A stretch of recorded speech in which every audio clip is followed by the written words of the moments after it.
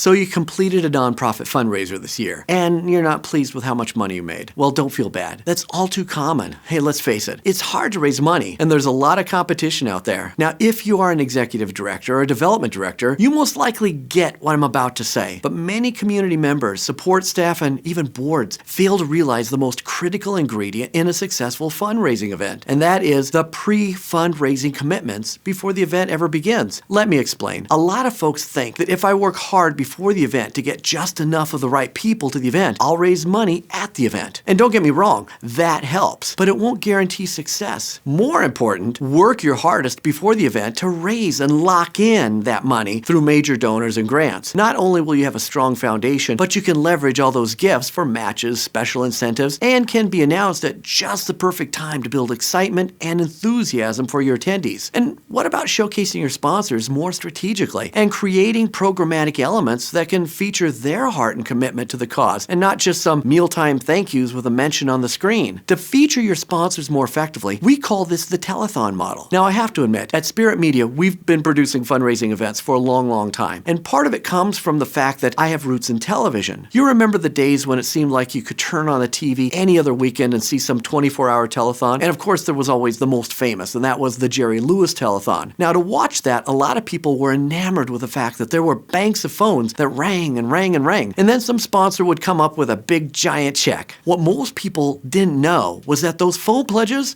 while important, were equivalent to coffee money. You see, making a great telethon successful was not the phone bank, but the sponsor presentation, as these were the really big gifts. And it gave our sponsors an opportunity to showcase their commitment to the cause. And because they were all pre-planned, no mysteries here, it gave us the opportunity to leverage our sponsorships before the event ever started. Then, all those phone pledges, like new guests at your event, can be nurtured into sustaining or even major donors someday. Now, I've seen some organizations pretend like they're doing great pre-development management, but when their language is peppered with, I think, I hope, it would be nice if, well, there's a really good chance that your event will underperform. Now, don't discount a sudden move of the heart. At Spirit Media, we're experts at telling stories, producing perfect ask videos, and helping move hearts. That is, unless you insist on featuring your executive director or board chair as the star of the show, in which case you may suck all the oxygen out of the room. And some of you know exactly what I'm talking about. So if you're really wanting to raise money through your next event, nail your pre-development strategy. Work hard, lock in those major donor commitments and matches before the event, and consider the telethon method. Oh, and it really helps to have an experienced production team working with you.